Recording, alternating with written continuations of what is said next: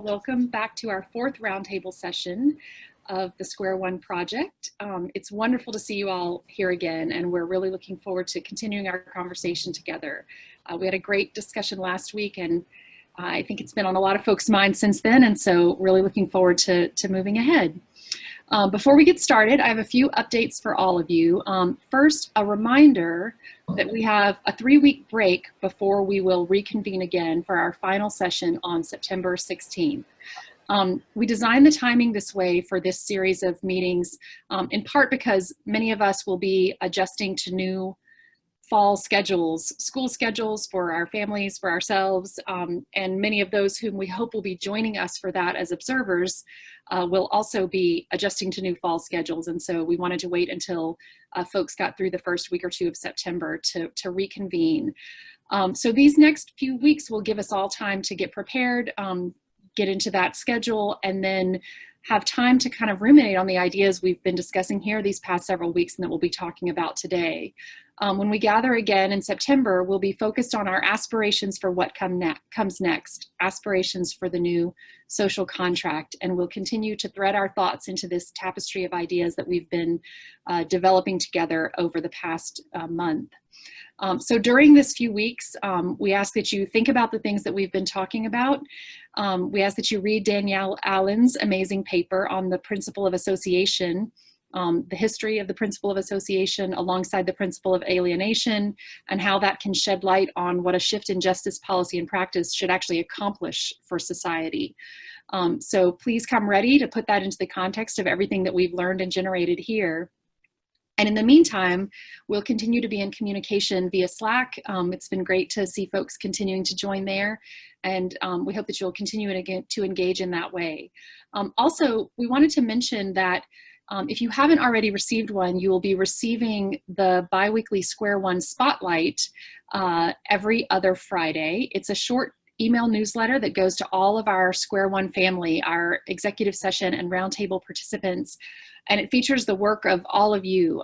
We keep a lookout for events, for news coverage, for exciting things that you all are doing and accomplishing, and compile it into that format to share it out to all of you. But we also invite you, if you have something going on and you'd like to forward it to us for inclusion in that newsletter, please feel free to do that at any point, and we'll be happy to share it out with all of your Square One colleagues. Last thing on the September meeting that's coming up, a reminder that the final session, unlike these where we've been able to gather together and while we're recording the sessions, they haven't been live streamed. That last session will be live streamed on YouTube, and we hope we'll be joined by hundreds of observers for that discussion. We'll be sharing the Eventbrite link for that and a social media kit for all of you all. It's going to include a short video promotion that features these discussions, and our wonderful technology and video producer Michael Kleiman at MediaTank has put together a clip that just, you won't believe how exciting he's been able to make Zoom boxes look in generating sort of a summary of our discussion so far and an invitation for folks to join us for the next conversation. So be on the lookout for all of that. So again, we won't be gathering for 3 weeks, but we'll be looking forward to seeing everyone then, and hope that you'll invite your networks to come and join us for that discussion as well. So with that, welcome to everyone. I see more folks joining in, great. An overview of our time together today. Today we're going to be continuing our discussion of what the components of a new social contract might be. We have terrific papers from Bruce Western and Vivian Nixon to get us started. And so we're going to follow up a sort of a flow really similar to what we did last week. We'll open up hearing from Bruce on the relevance of poverty and economic mobility in the discussion of justice reform. We'll have an opportunity for some quick clarifying questions for him, if anyone has any, and then we'll move directly into hearing from Vivian, who will offer her thoughts on the relevance of access to education in this conversation. Quick clarifying questions for her, and then we'll move into the group discussion that will carry us through most of our time together today. Because Bruce is leading us off with his paper, we've invited Jeremy to listen to the discussion and provide us with a short wrap up at the end, and I'll be playing the role of facilitator as I did last week. So as we join in this discussion, again, I encourage you all to keep our past discussions in mind, the thoughts and questions that emerged last week and that have been on your mind since then. Last week we talked about housing and healthcare as needs that people have, but also as systems and industries that are themselves powerful actors within society. We talked about how we can avoid re-marginalizing people from bringing the problems of our existing structures along with us into a new social contract, into new ideas and a new square one. And we talked about incrementalism and how it relates to our work, how it relates to the idea of a foundational rethinking of justice. Is it a strategy? Is it a goal? Is it a timeline? What's the difference between change coming incrementally versus incremental change, or is there one? And finally, we talked a lot about what it means to dream big. This was something that our Square One colleague Matt Desmond had mentioned during the event that happened in the context of the Democratic National Convention, encouraging us to dream big. And how do we think about, as Courtney said, not just what is better than where we are now, but what really is the best we can do? What are we really working towards? So with that, just a huge welcome again to everyone. We will turn to Bruce and let him kick us off. A reminder to everyone, just when you're ready to get into the conversation, once we get to the stage of being able to talk, you'll raise your hand in the chat as you have before, and those of us on the host side of things will be able to see those hands raised and be able to put you into the queue in order. And we also always have available to people the insistent wave, I have something that is particularly relevant in this very moment and don't want to lose it. And that's the physical wave here, so that I can see you and can bring you into the conversation that way.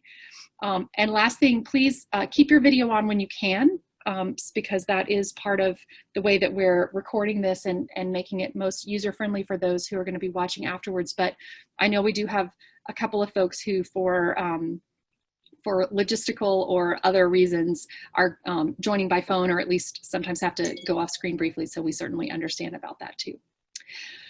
So with that, let's get going. Oh, it's great to see you guys.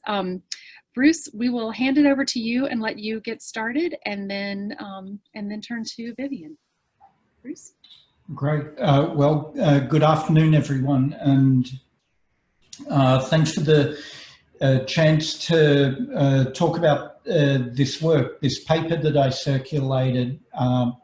It's incredibly provisional, and I guess really over the last 25 years I've been writing about, thinking about and researching the relationship between social and economic inequality on the one hand, and processes of punishment on the other. Over the last 10 years I've been doing a whole bunch of different kinds of field studies that in different localities, going into prison a lot, talking to people who are incarcerated, or going into communities that are experiencing high incarceration rates and talking to formerly incarcerated people.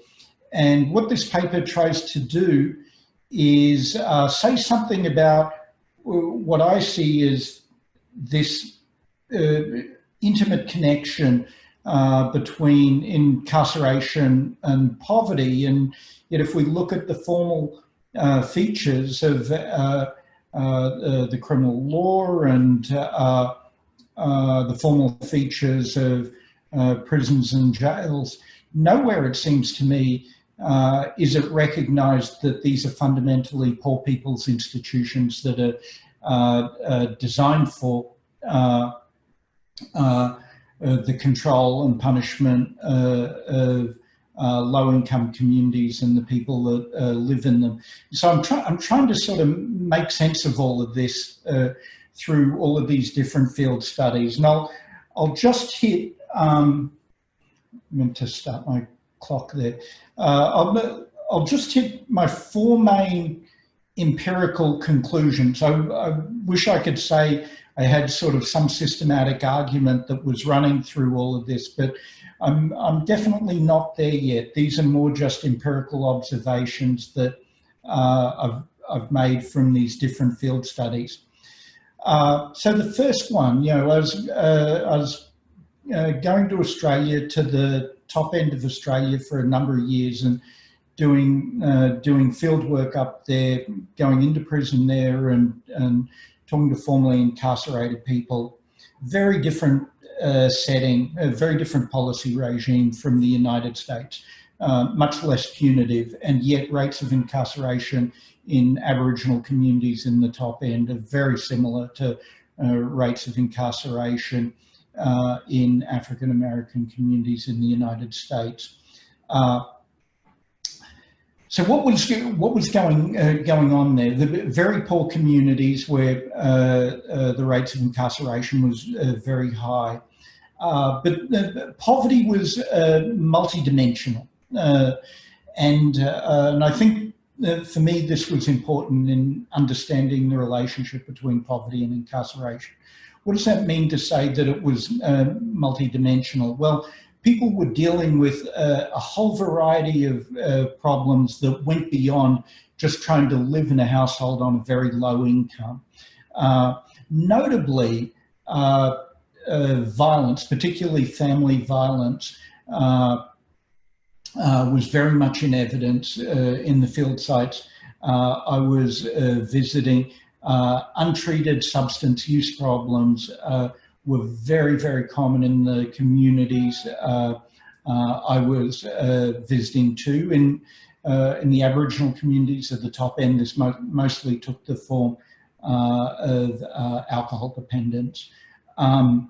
Poverty was very, very spatially concentrated. There was deep racial segregation in the communities I was visiting, and of course a long history of racial marginalisation through the historical experience of white settlement, very insecure housing. So a number of these things, right, even though this setting was completely different from the American setting, this multidimensional poverty, I think, is not completely unfamiliar for us who are more steeped in the American setting.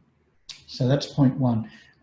Point two, this is an observation from a field experiment we were conducting in Oklahoma City. Oklahoma has, I think, still the highest incarceration rate of the 50 states. Very red state. We were studying fines and fees. Going through a misdemeanor court in Oklahoma City cost the defendants about $1,600 once you add up the court fees, the prosecution fees, the probation fees that are levied on people who are moving through the misdemeanor courts. Very poor people who, in the misdemeanor courts in Oklahoma City. So point two, there was no safety net. And I'd done a lot of field work in New York City and in Massachusetts. Food stamps, Medicaid coverage was very common in the Northeast and very important for the process of re-entry. None of this was really in evidence in Oklahoma. So in the place in which incarceration is highest in the United States, there is really hardly any safety net by northeastern standards. Little healthcare apart from the emergency room. Very, very insecure housing. No one had any publicly supported housing. Third thing, and this comes from a jail study we did in New York. And here this was a quantitative study, and we're trying to understand the footprint of the jail. And so much research in the field is focused on the prison as an institution, but of course the footprint of the jail is vastly larger. 600,000 people go to prison each year, but about 10 million people go to jail each year. New York City's jail system is very, very small. It's has the fourth lowest jail incarceration rate of major cities in the United States. 26%, we estimate, of all black men in New York City have been to jail one time, at least by the age of 38. And that's in the lowest incarceration rate in the country. In poor neighborhoods, it's about 35%. So one in three black men in poor neighborhoods in New York City, the city with the lowest incarceration rate in the country, 1 in 3 black men have been to jail. So even even though there are some success stories in the country now, the footprint of the criminal justice system remains remarkably heavy. Final thing, we were doing field research on solitary confinement and going into a solitary confinement unit in a maximum security prison in Pennsylvania. Very large racial disparities, very large disparities by mental health status. So people with serious mental illness, which means psychotic conditions, schizophrenia, schizoaffective disorder, bipolar disorder, had very, very high rates of solitary confinement in that system. You combine these two things, and black men in Pennsylvania prisons, if they have serious mental illness, are at very, very high risk of solitary confinement, and the duration of solitary confinement for those men is around 30 days, so double the maximum standard, international standard under the Mandela rules. So not only is the system creating disparities that we're familiar with, but the experience, the severity of the experience of incarceration is also experienced disparately. So these are a set of observations about the links between socioeconomic disadvantage and the severity of the penal experience. But for all this, there are definitely points of disruption in the system, off-ramps and points of resilience. Social policy made a big difference in Australia. Older women in those communities were fundamentally important points of social stability for people who had been incarcerated. And I've seen that in other field settings as well. In Oklahoma City, charitable relief was really important. We've talked a lot about community empowerment already in this meeting, and I would like to talk more about non-state sources of support and resistance in the face of an overbearing criminal justice system. In New York City, how did that jail incarceration rate get so low? Massive social mobilization has advocated against jail incarceration in New York to a point where a policy decision was taken to close the jail. In fact, so that case, it underlines to me the importance of social mobilization. In Pennsylvania, in the many interviews we did in solitary confinement, there, human resilience, the power of human agency in the face of what seemed to me to be crushing, absolutely crushing conditions of penal confinement were remarkable, and it reminded me of the energy, the creativity, the human brilliance that persists even in the face of significant repression. I end the paper by saying I wonder if our criminal justice institutions are much more brittle than they appear, and they're brittle perhaps because they are in a profound legitimacy crisis. The stated mission is to keep communities safe, but of course they cause tremendous harm, and they lack legitimacy as a result. And so I sort of end with a question: can all of these points of disruption and resistance somehow be drawn together to make transformational change?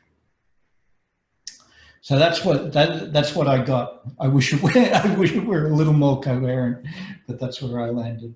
No, Bruce, thank you. That was a lot, and that was really incredibly helpful, and really bringing home the inseparability of these issues and these questions from each other. Before we turn to Vivian, does anyone have any quick clarifying questions for Bruce? We'll have a chance to talk more fully, but if there's anything that folks would just like a clarification on. Great, okay. Well, with that then, Vivian, we will turn to you to hear your latest thinking on the role of education in all of this. I think you're still on mute, Vivian.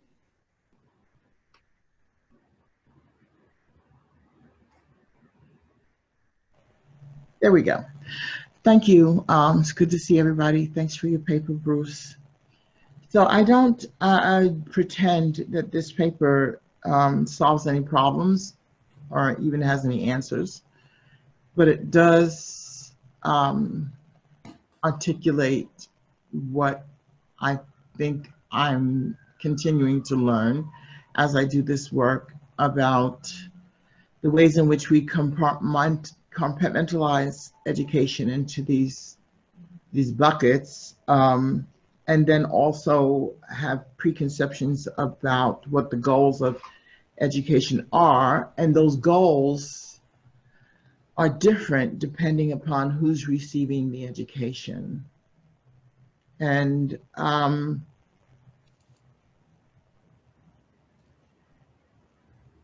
it's a very much in draft form, because I know that there's a story there that needs to be told about the ways in which we somehow know as a society, because we have spent lots of resources and time studying educational outcomes for a reason, and we have devoted billions of dollars into constructing institutions of higher learning that absolutely attach such a brand to people based on where they got their credentials from, that it changes the impact of their entire lives and the trajectory of their entire lives, whether they got into that institution because of a legacy agreement or whether they got into it because they're really brilliant and thoughtful and want to change the world, right? So we invest as Americans, I think as a people, Western culture in general, invest a lot in education for a reason. And we have ascribed a value to it, a very high value. Yet it is extremely difficult for certain people to access education at almost every level, which includes really high quality public education from, pre-kindergarten all the way through advanced degrees. And why is that? And I have my theories, and I have little nuggets that I try to point to in the paper that are really far apart from each other. And I know there's a lot of information in between those nuggets that I need to find to connect those dots, but I believe that there is a connection. That what we do know about education is that when it is achieved at a certain level, and when a certain type of education is promoted, people begin to have an ability to argue against structures that impact them in different ways. And they begin to think about the world in different ways and to see themselves and their own thinking as part of a solution and have the confidence to articulate that. And so rather than me talk about a really quite simple essay that doesn't need a whole lot of explanation, I tried to find something that kind of took it out of the cerebral frame for a minute and put it into more of a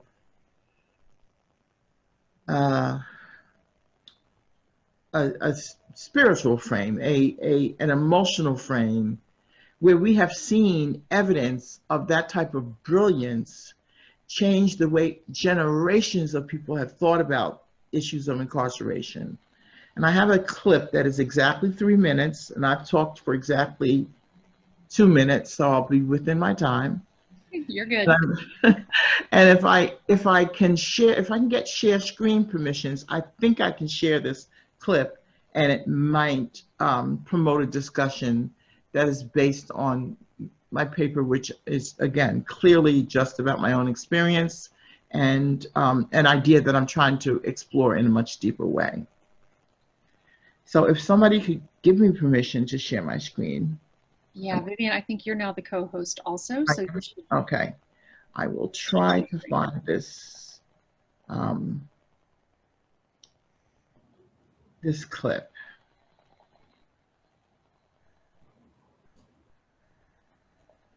Should have had it ready, but I didn't. Document.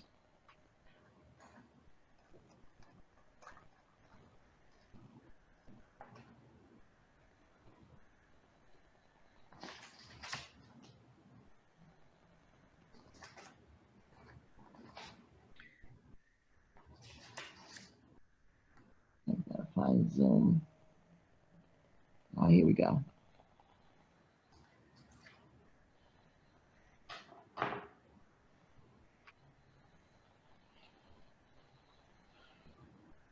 Of Asata Shakur, the use of the media to represent her as a dangerous criminal, and of course in my own case, where I was represented by the FBI as being armed and dangerous. The FBI has put Black militant Angela Davis on its list of the 10 most wanted fugitives. Angela Davis, the power of the Black intellect. One of the things that we really have to talk about coming to Christmas is this whole question of time. What does it mean? Was I sharing? No, but we could hear it. So we could, we got the information. Okay, good. Then I'll continue to play it that way. All right, because I couldn't hear you guys.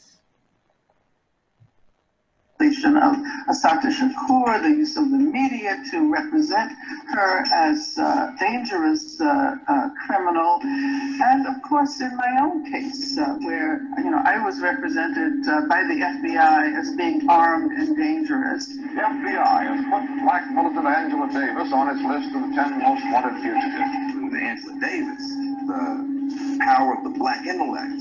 One of the things that we really have to talk about coming to Christmas is this whole question of time. What does it mean to be a criminal in this society? That had to be broken up. And in my case, Ronald Reagan was the governor of California. Richard Nixon was the president of the U.S. The whole apparatus of the state was set up against me. They really meant to send me to the death chamber in order to make a point. The actions of the FBI in apprehending Angela Davis, a rather remarkable story again. The system tried to put the sister on trial, and the sister said, no, we put you on trial. Comes in the big afro, she didn't go press her hair. She was facing major time. Most people, they've got a nice little press. You know what I mean? They'd have been there with little white gloves on praying to Jesus. She came in like this. And she devastated the prosecution and walked out of there free. But the question is, how do you get there? You get there by confrontation, violence? Oh, was that the question you were asking? Yeah. I grew up in Birmingham, Alabama. After the 4 young girls who lived, one of them lived next door to me, and I was very good friends with the sister of another one. My sister was very good friends with all 3 of them. My mother taught one of them in her class, and they went down, and what did they find? They found limbs and heads strewn all over the place. I remember from the time I was very small, I remember the sounds of bombs exploding across the street, our house shaking. I remember my father having to have guns at his disposal at all times because of the fact that at any moment someone would... of Dr. Shakur, the use of the media to represent... The person who's asking that question has absolutely no idea what Black people have gone through, what Black people have experienced in this country since the time the first Black person was kidnapped from the shores of Africa. And when you strip out a whole generation of leadership, run a book out the country, killing folk, framing folk, you will be vulnerable to Bill Clinton or anybody else. They'll do to you what they will.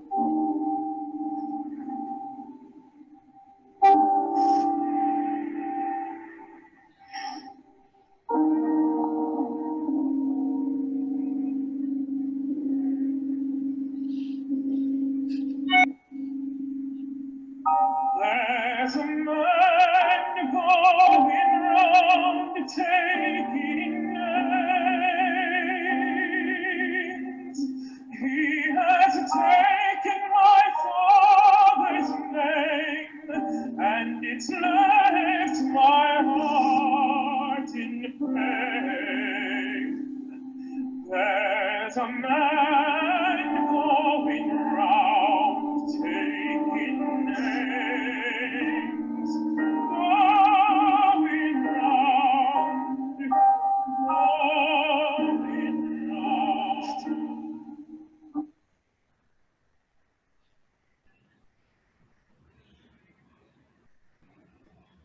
So, in my view,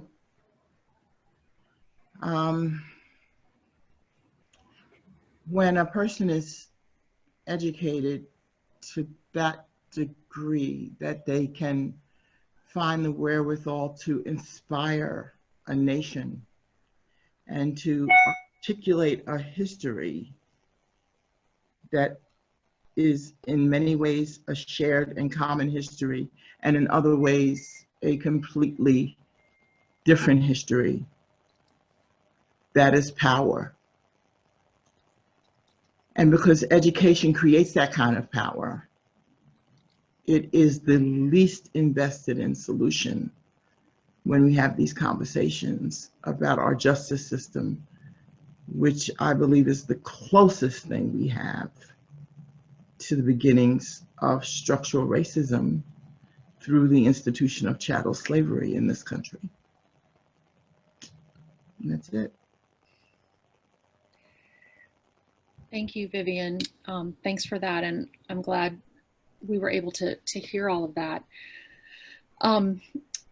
Before we open up our discussion, just again, does anyone have any clarifying questions or any sort of specific follow-ups for Vivian on what she just shared?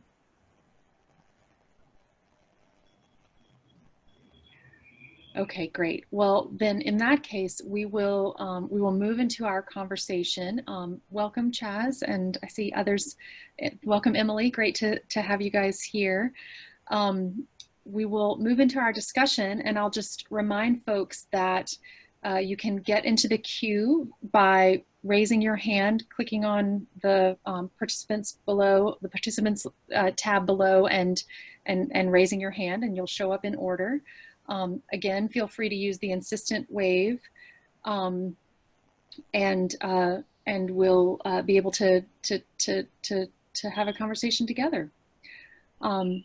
So with that, the floor is open, and Jorge, you are up first.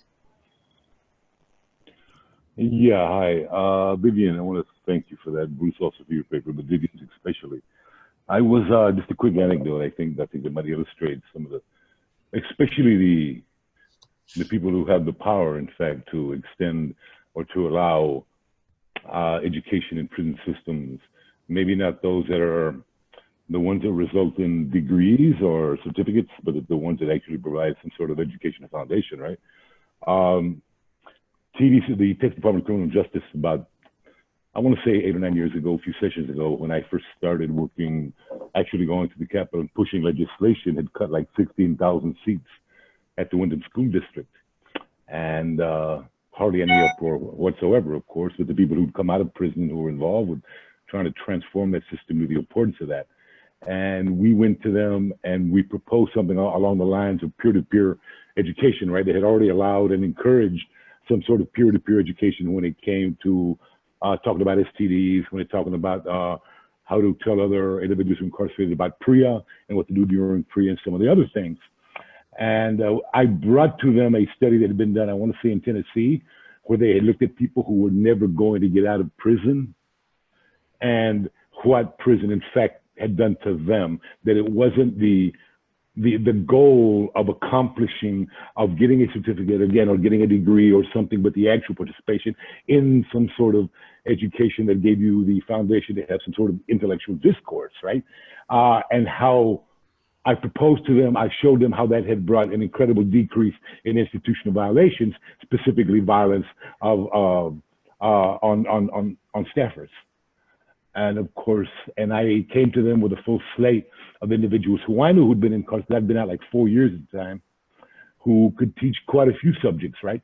And I gave them a structure, I gave them everything. And of course, they came back with the idea that it would just be used as a way for individuals who are in gangs to, whatever excuses TDCJ wants to use, whatever excuses that sort of system wants to use, to not allow individuals who are incarcerated to get any sort of education, right? And of course, part of it was the fact that what knowledge can one individual who's incarcerated actually give another one? I mean, of course, any knowledge that matters has to come from someone like y'all, right? It's to come from the outside, right? Because we don't have the capability to work with all the education, the conversational skills, whatever, the communication skills to impart anything worthwhile, right? So I think that's more sometimes of a barrier and something that needs to overcome, that we need to overcome, is that idea that we're all a bunch of shaven head tattooed idiots. Yeah. Sorry, I can get in that soapbox now. Thank you, Vivian. No, thank you, Jorge. Thanks a lot. That you're bringing up questions that we're also seeing echoed in the chat, and which reminds me to remind folks, if you would like to put anything in the chat to the full group, that seemed to actually work really well last week. It was great to have folks' thoughts, so feel free to do that. And now we'll turn to Aisha and then David Garland. Aisha? Hi, everybody. So thank you both, Bruce and Vivian, for your papers. It popped a ton of thoughts in my head that I wanted to engage with in this discussion, but I'm going to limit it to 3, and the 3 do not go together. So my first thought, your language, Bruce, around in the paper, you talked about the criminal justice system not being this crime control institution, but a poverty trap.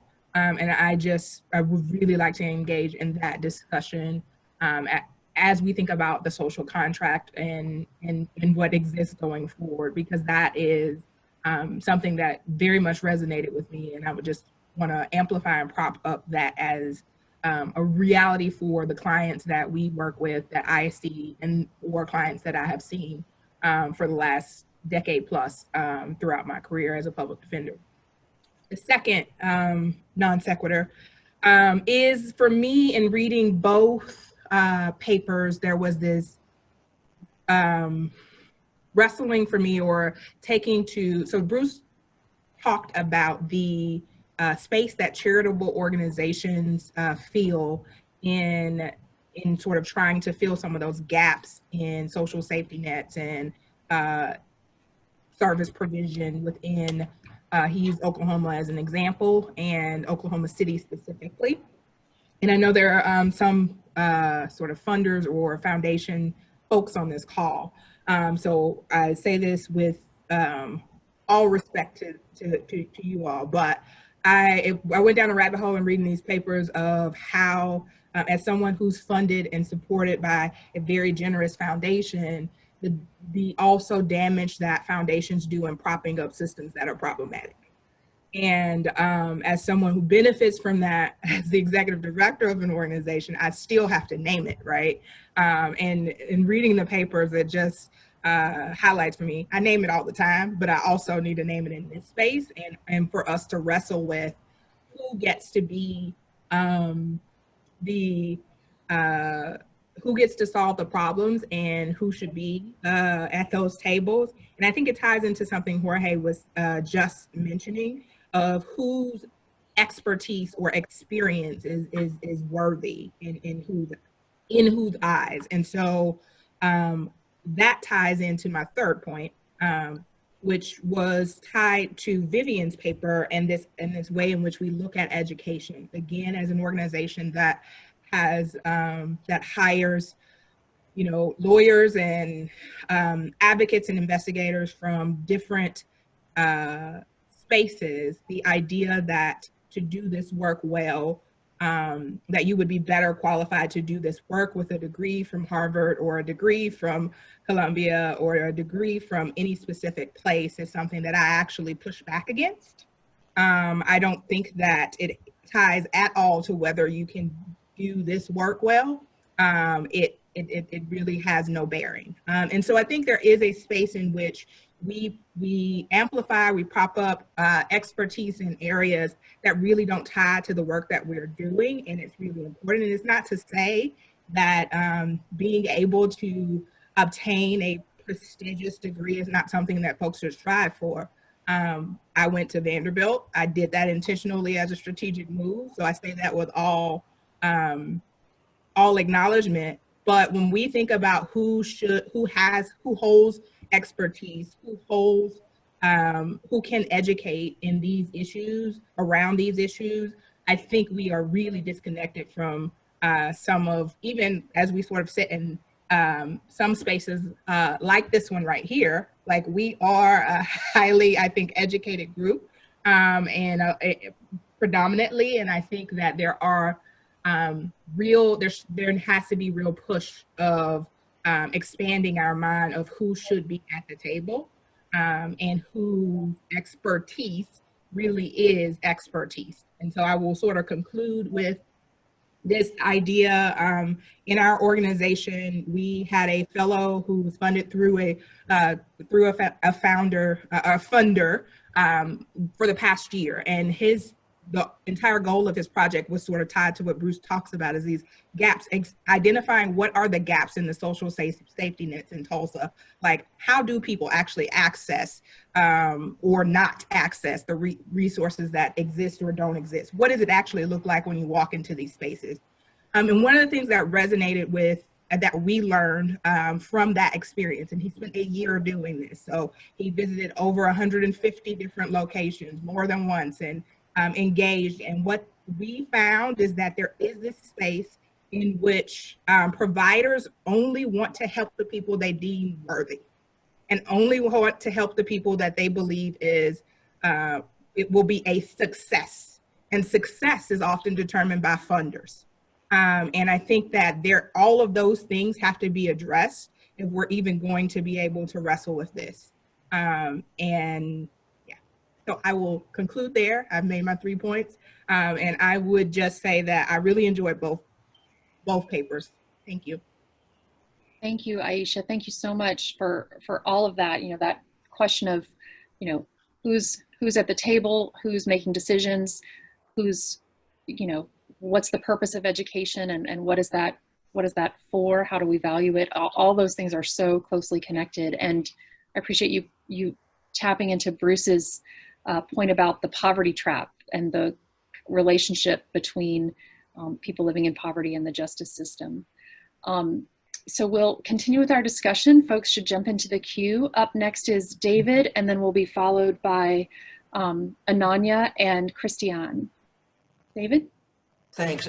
So I'm going to follow up on Aisha's point about criminal justice as a poverty trap, but just wanted to say not only did I enjoy reading Vivian's paper, but I enjoyed listening to the clip about the FBI's description of Angela Davis. I half an hour ago finished reading Angela Davis's book, Are Prisons Obsolete? So I'm kind of thinking of her in a very different version than wanted and dangerous and an armed criminal that couldn't be too closely confined. So I actually pointed out that in Bruce's paper, there's a characterization of criminal justice as a poverty trap. And that's obviously right. And one issue that springs to mind is, are we talking about American criminal justice or criminal justice as such? And it seems to me that probably criminal justice everywhere is a poverty trap.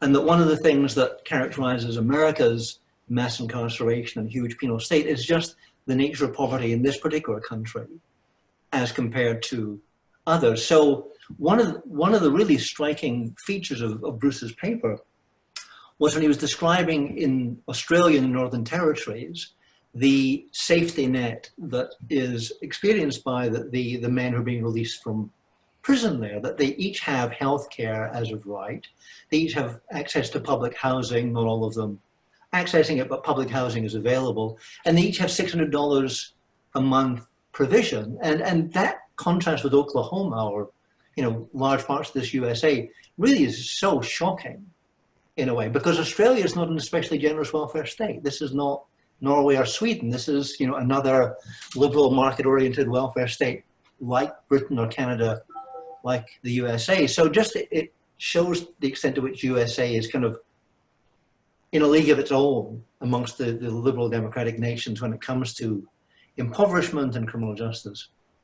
I wanted to raise a question that might interest some of us, might be academic, in which case let's drop it. But one of the other ways that in Bruce's paper criminal justice is described is, you say at one point, at its core, criminal justice is a type of state organized violence, right? And that's a kind of characterization that we're kind of familiar with. And often you see like interpersonal violence and crime and state violence and punishment as equivalent in some kind of way. And I kind of wonder about that, whether it's rhetorically or analytically the right way of describing it. I mean, I certainly think policing, imprisonment, criminal justice generally are ways of exercising legal compulsion. There's no question about that. That they exercise state power. State power is compulsory, not optional, not just a suggestion. It's ultimately backed up by violence. That's its, distinguishing characteristic. But legal compulsion is not always violence in the sense that we mean it. In fact, one of the things that we want to do much of the time is to minimize the extent to which the police and legal compulsion or the prison and legal compulsion are violent. We want to distinguish between what it is they do and the extent to which they do it violently, which is when they're, I think, doing it in a way that we should minimize and, if possible, prohibit. So I just wondered whether I'm shying away from what is a powerful rhetorical description, or whether it would be useful to make that contrast between legal compulsion, that criminal justice, that's its stock and trade, and violence, which is when American criminal justice is too often beyond the bounds of legally acceptable behavior. Thank you, David, putting more questions on the table for the group. We're going to turn to Christiane and follow her with Gabriel and then Elizabeth Hinton. And we will do what we did last week. In a few minutes, we'll kind of give a little pause and let Vivian and Bruce have a minute to jump in and respond to what they're hearing as well before we complete our discussion. So, Christiane? Yeah, I just want to first thank, can you hear me? Yeah, go ahead. Yeah. First thank both of you for these papers, very insightful as usual. I guess the only thing that I would want to add is that I think we're pretty, especially for those of us on this call, we're pretty familiar with a lot of the issues and how they intersect and how it does feed into this cycle of poverty. But I think even more so looking at the discriminatory practices of how we keep people in that, those vicious cycles, and addressing, the various barriers and removing those barriers. So for example, I know as far as the organization that I work with, Texas Appleseed, one of the many things that we try to address is like payday loans. Here in Texas, it's extremely problematic, and a lot of those businesses are especially placed in neighborhoods of color, and you're looking at interest rates of 500% or more. There's also the reality that credit background checks prevent people from getting loans and housing, among other things, even jobs. Taking a closer look at those kinds of policies and trying to remove those barriers that are continuously discriminating, against people, and continuing to put them in the position that they're in. And I would say that, in addition to all the financial institutions and various institutions that discriminate against people and continue to perpetuate that vicious cycle, I would say education for sure is kind of, part of that, the beginning stages of discriminating against people, not only limiting the access that they have to quality education and higher education, but even when it comes to employment, right? More and more we're seeing requirements for, at the very least, a bachelor's degree, if not higher.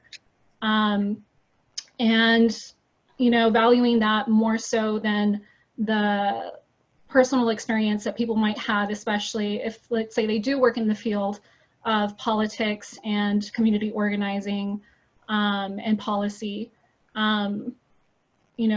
Speaking from experience, I can say that I have come across many people in the community that don't have degrees, that haven't had the privilege to not only seek higher education, but complete it for various obstacles and barriers that present themselves. But that doesn't speak to the knowledge and the personal expertise that they have and the value that they bring to the table.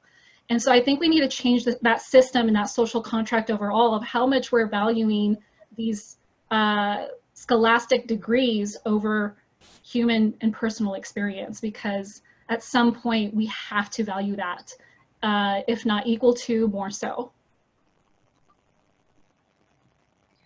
Thanks, Christiane. My apologies, I misspoke a moment ago. We're actually going to go next to Ananya, and then Gabe, you'll be coming after Ananya. So with that, Ananya.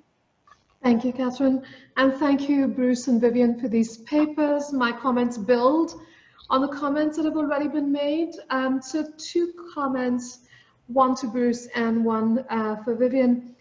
So Bruce, I really appreciate that the paper focuses on the relationship between poverty and the criminal justice system. I think one key site at which poverty is entangled with policing and criminalization is in fact relief and welfare. So if we are thinking about the distinctive characteristics of the US and its forms of settler capitalism, it's quite clear that the welfare state has always been a site of intense racialized differentiation, exclusion, and policing, in the way that welfare recipients are subject to certain forms of intrusive control that others are not. And this also applies to the sorts of relief, charitable relief, philanthropic relief that are noted in the paper. And this goes to the comments, important comments made by Aisha, that what we have now is the so-called shadow state, a nonprofit industrial complex funded by philanthropy. And the wealth of philanthropy, of course, comes very much from the forms of extraction and exploitation that we've been talking about. And often, the nonprofit industrial complex funded by philanthropy replicates the kinds of policing and differentiation that the welfare system has kept in place.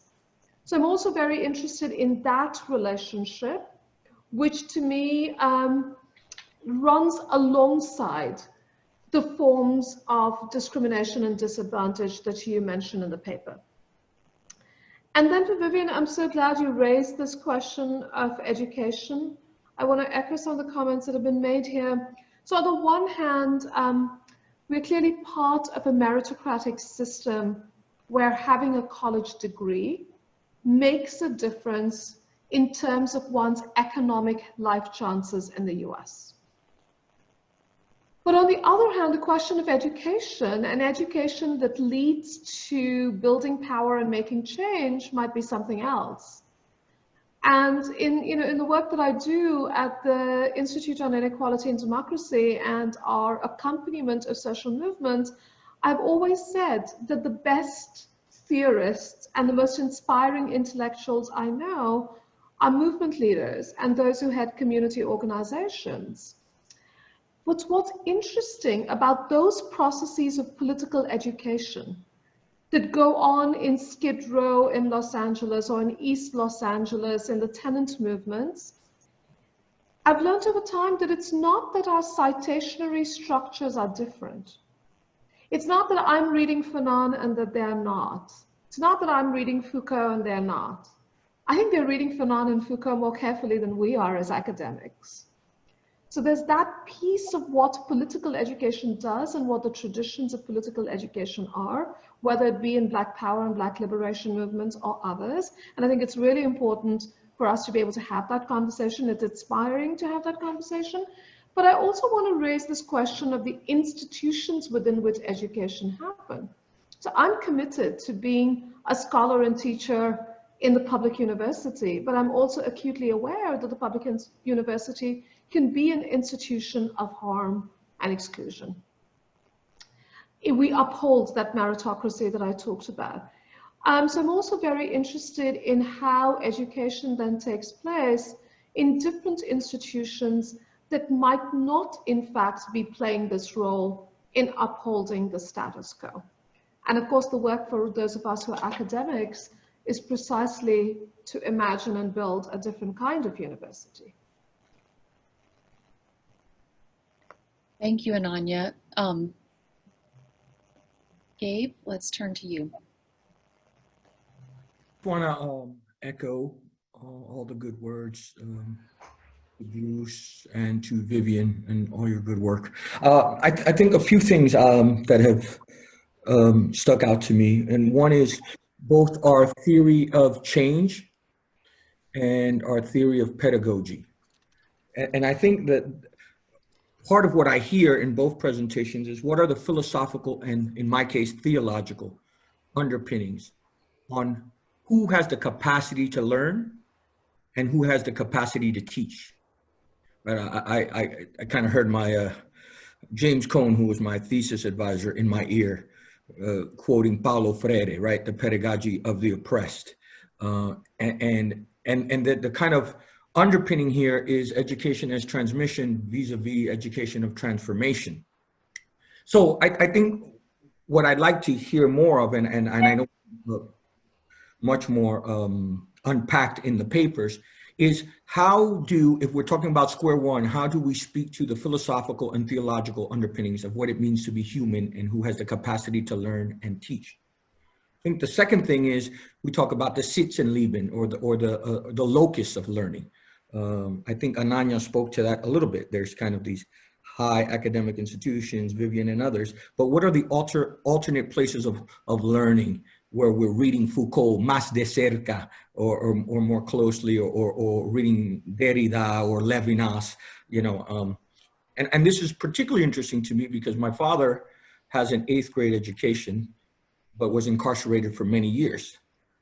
And then when he came out and he started rehab programs and reentry programs, and it was fascinating that I, who did PhD work, didn't know half the stuff he knew from his life experience and was able to empower. He worked mostly with men, but also with formerly incarcerated women. He had a lot more to learn. So I was more the student than I am the teacher, and I have a graduate degree and he has an 8th grade education. And so I think that as we speak to these alternate places of learning and teaching, I think I want to say learning and teaching both. And the last thing is, what is our fundamental philosophical assumption about education and incarceration?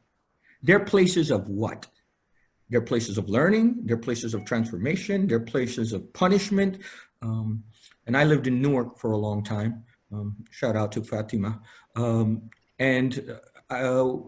My sons went to a public charter school. I was offended by the assumptions on how they thought Latina, Latino, and African-American children could learn. Hyper-militarized, hyper-punitive. You know, we got into some choice words, as far as a reverend can use choice words, with the educational system. And there's some fundamental assumptions about, in theology, imago Dei, in other language, what it means to be human. There's a fundamental philosophical anthropology or theological anthropology that creates these systems of incarceration, of jail, of education, on who can learn, who can teach.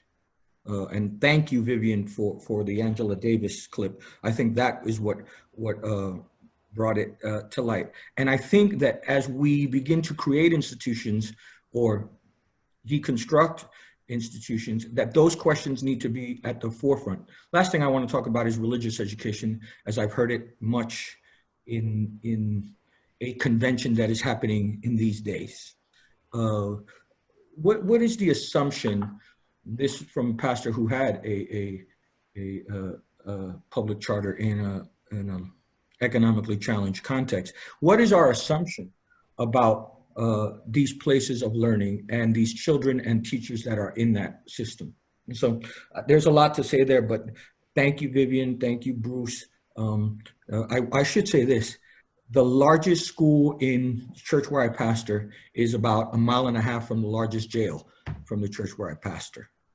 And it's interesting to see how many of those students end up in that jail. Thank you, Gabe. Thank you very much. We're going to turn to Elizabeth next. Folks should jump in the queue if you have thoughts to share. We're getting a lot of questions on the table here about our assumptions about learning, about teaching, about decision-making, about replicating institutions, and about the relationship between poverty and all of these things. So I encourage folks to raise your hands and jump in too. Elizabeth, over to you. First, Vivian and Bruce, thank you again, just to echo what others have said, for two really important and thought-provoking papers to add to a number of other really important and thought-provoking papers that we've had. I have a lot to say. I first just want to pick up on something that Gabe raised on education and incarceration.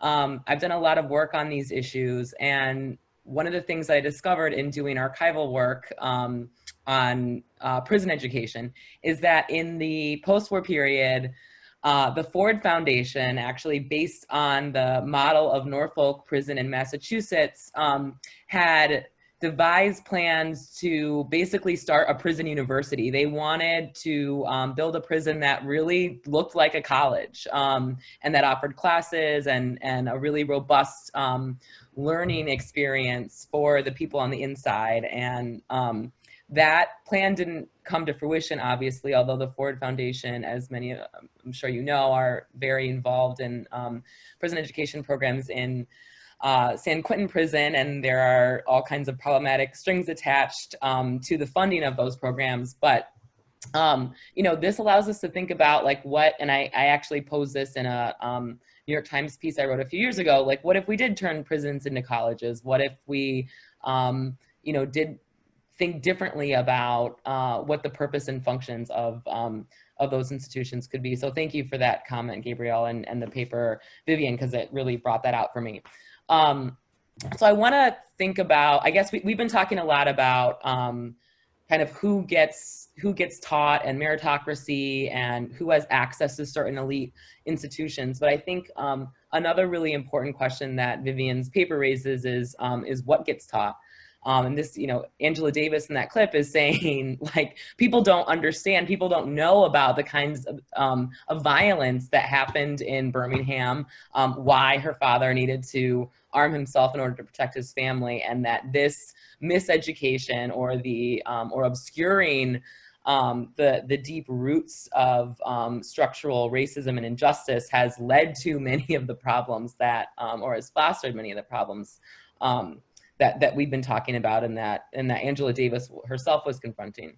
And I think, you know, this I'm not going to make these links seamlessly, but I want to try to think about this education as a process and education as a vehicle for societal transformation in the context of how Bruce ended his talk, which was posing a question that I hope that we take up, which is that, especially in our own moment, can disruption and resistance be drawn together to make change? And that question, coupled with Vivian's paper and presentation, made me think about Bryan Stevenson's work, where he, or at least a lot of what he advocates, which is that we need to have a kind of reckoning with our history, and that the first step towards any kind of major transformation is going to be coming to terms with the history of racial oppression, slavery, and genocide in the U.S. And one of the things that he advocates is, you know, based on South African models and Germany, where, you know, he basically says, like, nobody should visit the American South without being made aware constantly of the very important impact of slavery in shaping social relations and power and oppression. And so I'm kind of just like rambling here, but I guess I want to think about, in terms of, you know, all of us coming together in pursuit of imagining or coming back to square one and imagining a different kind of system, the role that education for everyone, for our entire society, and a reckoning with our history in the way that Bryan Stevenson is talking about, what role that plays. Like, are we going to be able to realize or build popular support or political will for the kinds of transformations I know that we are all trying to bring about, absent the kind of education that Angela Davis and Bryan Stevenson are talking about, right? Education as a process of national healing and as a vehicle for a larger kind of social change. Thank you, Elizabeth. I'm trying to take my own notes while I'm tracking the queue here. Thank you very much for that. You know, you're just reminding me of a friend who did research on prison towns and what sort of develops politically in prison towns. And one of the things that really stuck with me from that was an interview she did with a local elected official who was talking about their having gotten a prison in a sort of a rural county. And he said, you know, we would have loved to have had a community college instead, but they weren't giving out money for community colleges. They were giving out money for prisons. And it's such a stark trade-off in that situation anyway. It's really striking. So Donna is up next, and then Deanna. And folks should continue to get in the queue. In a minute here, Vivian and Bruce will pause and give you all a couple minutes each to respond to what you're hearing, and offer any thoughts as we're getting close to sort of halfway through our discussion time. But first Donna, and then Deanna. Thanks to Bruce and Vivian again for your papers. I thought they were wonderful and a lot of food for thought. I had a couple of comments to make in this conversation. One was about education, and I also agree with many of the people here who've spoken already that it's important to think about education as a process. I think fundamentally we should be thinking about the importance of teaching what exposes societal discomfort, because I think that's the only thing that creates the opportunity for learning and for change.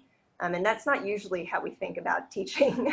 I don't think that we're meaning to make people uncomfortable, but I really think that if we expect education to be a vehicle by which we create change, we have to think of it in that way. I think I had mentioned before that I'd run for local office for school board actually in Pearland, Texas. And one of my platform issues, which I think I have never heard of anybody running on an issue like this. I mean, among the other issues, which I think were maybe more normal, which was a mental health platform. And I talked a bit about whole child health. So apart from, academic, cognitive, helping children develop in the cognitive domain, we also should invest in the social and emotional learning that should be happening in our schools. So those things I think are more normal platform issues. I also mentioned that it's really critical for children to understand, and this is not just children, I think people in general should understand what it means to be a participant in society, right? And to not just be consuming. And I think I phrased this as like active citizenship. Now I feel kind of uncomfortable with that language because I think the language is maybe exclusionary for people who are not citizens, which was not the intention there. But the idea that, each of us has a role to play in making the community around ourselves better than it is. And our responsibility as learners is to learn about the vehicles by which we can change the problems that we see in our communities. And as teachers, it's to teach people, the power structures that exist and the ways in which you can engage. And I don't think people are doing this. In Texas, we've really disinvested historically in civic education. I think what education exists there happens in maybe government classes. It really should happen in every subject. It should happen in English, it should happen in science, it should happen in every subject because it's something that touches everything. And I think our understanding of each of those subjects is much more relevant when you talk about how it matters in creating change. And the other thing I wanted to share also is that when we talk about who matters, in terms of experts and people who have experience, who I personally consider experts, in their own lives, in the lives of people in their communities.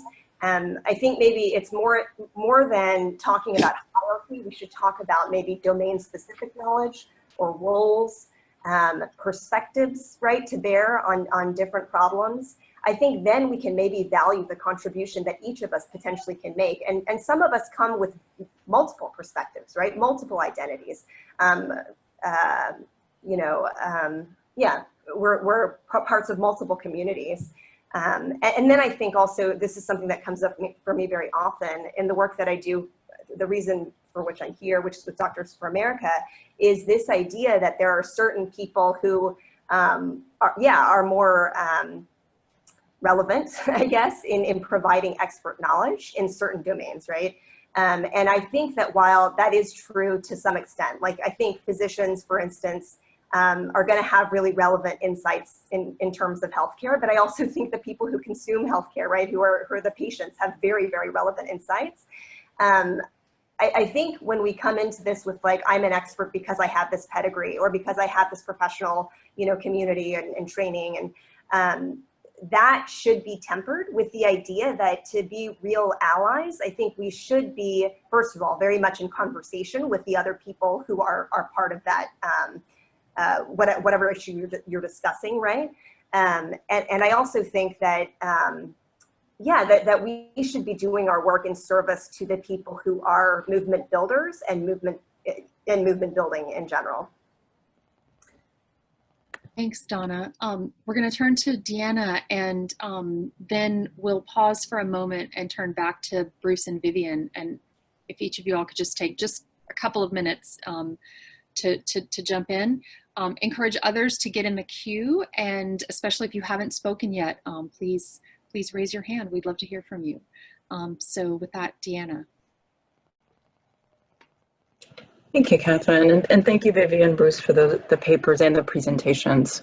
I've been thinking about a couple of things, both on the education piece and then as it relates to Bruce's work around the trauma piece. My entree into doing a lot of this work was teaching a design studio in Chester Prison, very, very segregated in Pennsylvania. And it was an inside-out program, and as the class gathered around, all of the incarcerated students were Black men, and all of the outside students from the local university were white women. And the stark contrast of that condition, I was also teaching at Harvard at the time, and going from working with those students to coming into the institution, there was something that just became illuminated to me, both in terms of the types of intelligence that we were working with, but also the amount of co-learning that was happening amongst all of these folks. And it sort of started to shift the way that I practiced, in that we also understood together that the built environment looked a certain way, right? That the built environment was structurally racist, that we've built for poverty and it was intentional. And the sort of illumination of that within the context of these groups of Black and white students was quite a revelation. And it helped me to understand that this was a missing piece of understanding. The way that our schools and prisons and homes and communities get built was completely outside of everyone's education, all of the students. So have been just curious about the concept of co-learning and co-learning models. We've been exploring that in communities, in teaching in prisons and jails and universities around the country as we do the work.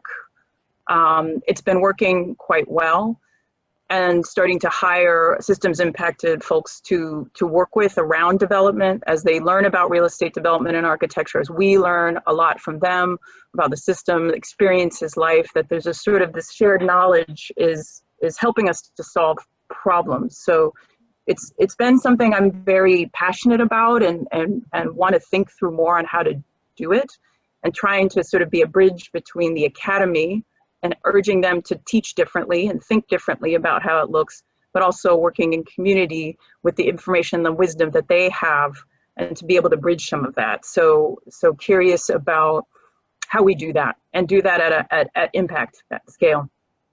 And then the second co-piece that I've been experimenting with is co-counseling, and thinking through therapeutic modalities. But I'm very interested in trauma and trauma healing. When I hear folks at rates of violence, when I hear drug and alcohol addiction, my mind always goes to, like, what is the underlying trauma that is causing behaviors, and for us to be in so much pain, right? People are in severe pain. And then people will have more traumatic experiences, and they're even the DNA of that, right? So we're looking at a lineage of pain and trauma. If we don't address that, it's very hard for me to see about any of these systems changes going to work. So always curious about, Bruce, if that's had been part of your research and looking at that, and how does trauma play into thinking through our revision of our social contracts? Thank you, Deanna. Thanks a lot. That's a perfect segue to hear from Bruce and Vivian for a minute. And then after that, just so you all know, we'll hear from Danielle and Fatima, and others feel free to jump in the queue as well. Bruce, Vivian, who'd like to go first? You want to go? Sure. Thank you, everybody, for your comments. I think the things that I just want to reinforce is that, yes, what I'm really concerned more about is the type of education that people are allowed to have access to.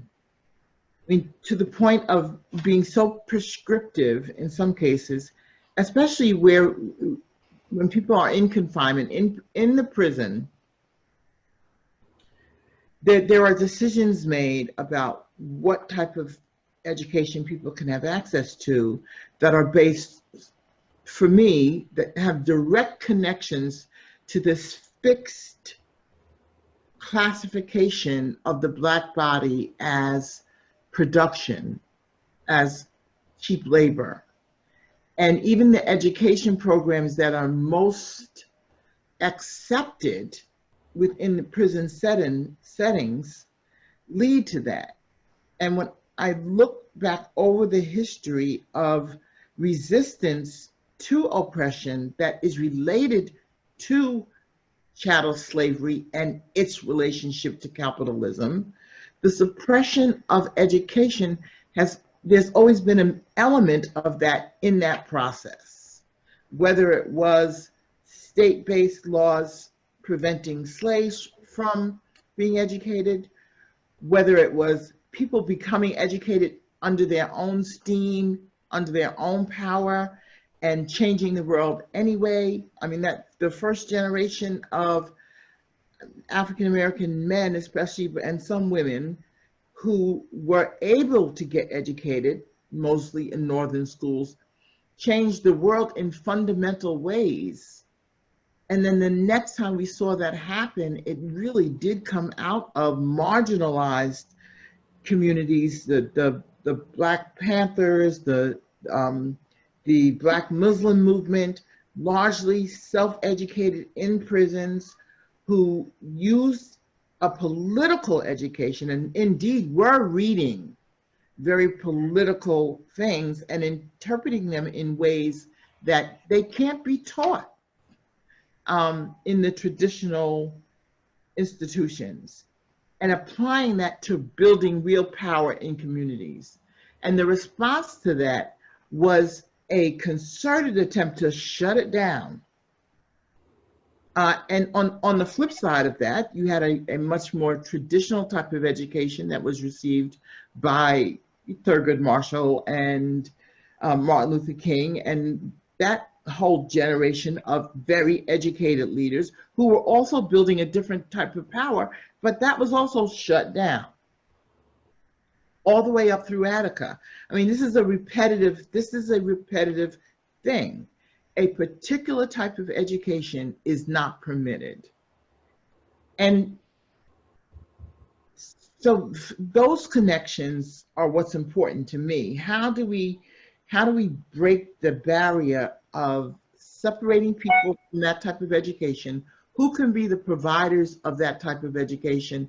Where are the spaces where that can happen, despite the fact that the systems that are in control of our criminal justice system certainly aren't going to be the ones to invest in that type of education, because it's against their own interests if they want to remain what they are. And that's what I've been trying to get at. But all of your comments make sense to me. It's knitting it all together that and making a convincing argument that building power amongst people who we have, I guess, decided are too dangerous to have power. How do we change that narrative? How do we say that actually power doesn't make these folks more dangerous? They actually make them more effective in creating the kind of transformational change that needs to happen at the very level of the community. This even goes back to Elizabeth's work about, you know, when there was some real investment in eliminating poverty, that investment included increasing access to every type of education, including the type of education that was transformative. And that all went away when folks realized it was helping to build power. Thanks, Vivian. Yeah, that we're talking about education that builds power among those considered too dangerous to have power, and how it's yet another tool in the control toolbox. Bruce, turn to you for a second, and then we'll go to Danielle. Yeah. This is an incredibly rich conversation. I'm just I'm blown away by how dialed in people are to this conversation. So I hear us talking about three big institutions, and there's the criminal justice system, there's the education system, and the welfare system. And in different ways, with all of observed that in their functioning day to day now, they're reproducing inequality, they're sustaining poverty and social exclusion. But we can see in each of these institutions radically reformulated real emancipatory potential, right? And this is what I read Vivian's paper. She's sort of struggling between the emancipatory potential of education on the one hand and the way in which it's functioned to maintain social hierarchy on the other. And it's sort of, the whole conversation raises the question for me, so what does this emancipatory potential look like in all of these institutions? Welfare, education, and criminal justice, and how do we get there? And I think there are, we have a sense from the conversation, we haven't talked so much about welfare institutions, and we did a deeper dive last week. But you know, Vivian's giving us a picture in her account of what this emancipatory education looks like. It expands voice, right? You know, more people's lived experience is reflected in education, particularly voices that have been silenced through oppression. So it expands voice, and it thereby expands vision. If people who have been kept out of the conversation are now at the table, they're bringing a different kind of vision, and I think there's a real humanistic understanding of what this education, the potential of it, and I hear it as celebrating, you know, human capacity for love and creativity. What's the emancipatory potential of welfare institutions? Sort of a high level of material well-being that's unconditional on judgments about moral status. And this is, I think, Ananya's point about how welfare systems and charity reproduce inequality so often because they're imprinted with ideas of moral desert. And I think that, and so what's the emancipatory potential of a radically reformulated system of justice? No, for me, I think, and this goes to David's question, for me, it's about non-violence, right? Whatever institutions are in the alternative, they're radically non-violent and minimize the harms to the body and mind. How do we get there? I think we've been talking about this in many different ways, and there are practical implications, and it's not super abstract. And we've talked about expanding voice, expanding the table, bringing different people to the table, opening up spaces that have been very closed, making elite institutions much more porous, entertaining a varieties of expertise. I like Donna's formulation of domain-specific knowledge, and Deanna's ideas about co-learning. And I've had the same experience in prison classrooms as well. At MCI Norfolk, actually, was one of them that Elizabeth was talking about. And this is a democratic move, I think, right? Expanding the table, making the institution more porous, accepting a plurality of forms of expertise. And this is something, you know, we can do. This is immediately accessible to us in the work that we're doing right now. So it's not sort of pie in the sky abstract. Thank you, Bruce. Thanks, Bruce and Vivian, both of you. So we're gonna turn back to our queue and invite folks in. Just to give everyone sort of a time check of where we are, we're gonna continue our discussion together until about 5 or 6 minutes after the hour, and then we will turn to Jeremy for a bit of a wrap up on things. So the queue right now, Danielle, Fatima, Eddie, Marcia, and Kima and Hetty are in the queue. I would encourage folks who would like to get in the queue to please do so. Again, especially if you haven't spoken, welcome your hand up. But if you have spoken, you can put your hand up too. Just be mindful of time. So with that, turning to you, Danielle. Thanks a lot. I mean, it's just such rich material and thinking, and I'm grateful to be learning from it. I think I'm going to say something that may be a repeat of things others have said, so I apologize, but of course one's always trying to connect this to one's own frames of reference. I heard something of a kind of paradox in Bruce's paper and Vivian's and the relationship between them.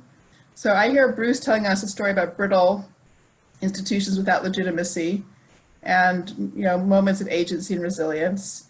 And I see Vivian telling us a story about you know, the real power that can be harnessed for transformation through liberatory education.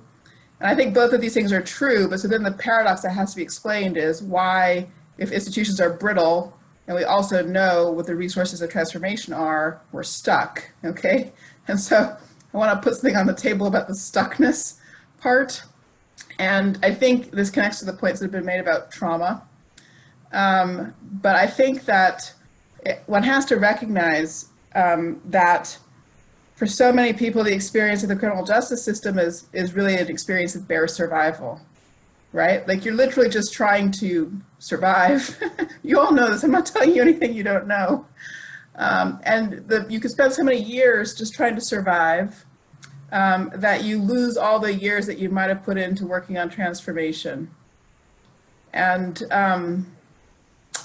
I feel like that part of the story just isn't, we're not saying that part loud enough yet. And there's a funny way in which it connects to education, because I go 100% agree with everything Vivian said and wrote. And yet I also know that so often the way people present education in this context, it's about, you know, it's really about deferred gratification. It's about what happens after a course of education, a long pathway. And I do feel like we have a dynamic in the criminal justice system where people who are incarcerated are over and over again asked to engage in kind of projects of self-refashioning that take decades. And it takes a hell of a lot of energy to do that work. And all of that energy is energy lost from a project of collective transformation. So I don't know exactly what to do with that, but I do think like that's the reason that we have brittle institutions. And we know what the sources of agency are and resilience, but those same sources of energy and resilience and agency, you know, have been necessarily harnessed to a project of bare survival. And so that it's like interrupting that dynamic, I think, is a thing we need to figure out how to do.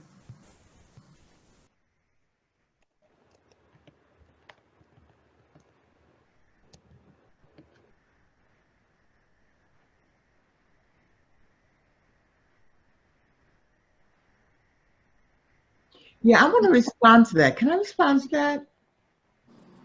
Yes, we'll consider that an urgent wait. Go right ahead. Yeah, you know, Danielle, thank you for that, because it just like something just clicked for me. So, you know, I've been doing this work for a really long time, and the resistance to the idea of the kind of investment that an organization like mine is willing to make in a person immediately upon, you know, extraction from this place of confinement, where they managed to be lucky enough to get exposed to education and realize that it was not just transformative for their own lives. I have not met one person who did not understand that it wasn't just about them being better prepared to get a job, but who understood that if they were able to pursue this newfound resource of education that they could change things that bothered them about their communities and about, you know, their own lives. But no vehicle exists to tolerate that kind of long-term investment, because it's not the individual that necessarily wants instant gratification. The individual wants to be able to survive in the meantime. But I've seen women invest 5, 6, 7, 8 years in education while working minimum wage jobs because the education was more important. And they didn't have that need for instant gratification to make a lot of money. What they had was a need to feel powerful and to have influence in the world. And it was worth the wait. It was worth working the minimum wage job and going to school at night and still taking care of the kids. So I think the problem with instant gratification is kind of on the other side of the table. And how much are we willing to invest in people? I want to say I recognize 100% what you're saying, Vivian, about where people's spirits are. So I hope I didn't come across otherwise. No, you didn't. Okay. Thank you. Thank you both. Fatima, let's turn to you. Do you have thoughts following on that and or otherwise? Yes, this is a very powerful, emotional conversation. So I just want to thank you, Vivian, for opening this up, and so it's going to, forgive me, this is working through a lot of thoughts right now. Donna, I want to build on something you mentioned about children and reflecting on my own childhood. So I started 4th grade living in a homeless shelter and thinking about the ways in which school was part of a surveillance system that both, and I was aware of it, right? So it's not only that my father being in and out of prison and my only access to him was through supervision by law enforcement, but that the threat or the idea that my mother could also be taken away from me through foster care, through all those systems, and education, school actually being the site of it, and also the expectation to learn and to do all these things that other kids do. So the trauma is not only those events, but also the way that the expectation that school has to quash a child's natural response to bumping up against these systems and the impact of structural racism. And oh, Vivian, you so voiced the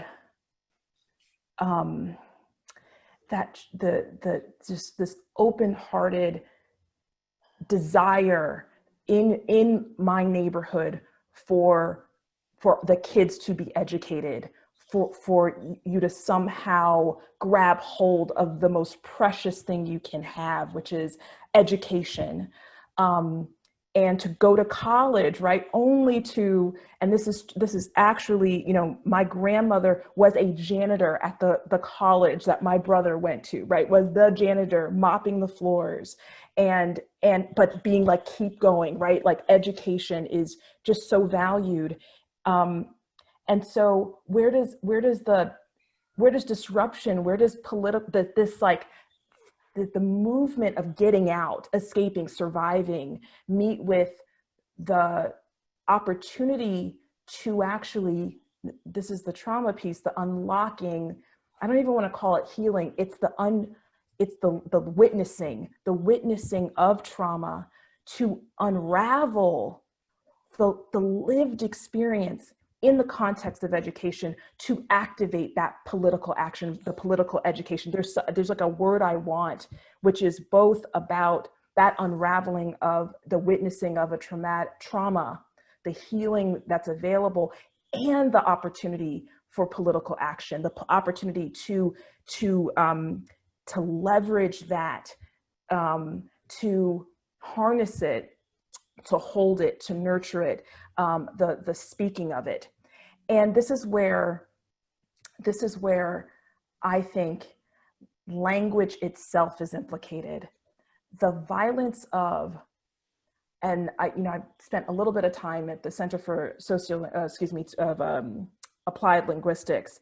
The conversation about Ebonics, African American Vernacular English, literacy itself, that we are not even our dialect, our words aren't even valued to have to learn standard English as access to. And there are programs that provide an acknowledgement of the dialect of African American Vernacular English. And then, sure, you can use that. So I did some research on mother tongue education and the power it has, not only cognitively for children to access to other languages, right? We can be monolingual, but multilingual. But the violence of not even having access to that as access to our own understanding of our culture, our history, the beauty of our dialect is nowhere in the conversation, and about how education can be unlocked for us alongside the healing, alongside the witnessing, alongside the political education. So I wanted to just offer that up, and so much more to share, but I'll stop there. Fatima, thank you for that, and thanks to it's been true throughout, but particularly in this recent exchange, thanks to everyone for how much of your full selves you're bringing to this conversation. So we're gonna we're gonna do a quick little shift in our queue, just because of a couple of folks are gonna have to jump off shortly. So we're gonna turn next to Hetty with an H, and then to Eddie with an E, and then we'll turn to Marcia, Kima, Courtney, and Christiane, and Heather are all in our queue right now. We're getting close to time. We still have time, so folks should say your piece, but just be a little mindful. And if you do want to get in the queue, please do go ahead and do it so that we can plan accordingly. So with that, I will turn to Hetty with an H. Hi, thanks for doing that. And hopefully my daughter Zora won't make a cameo in the back. I don't have childcare today, I'm sorry.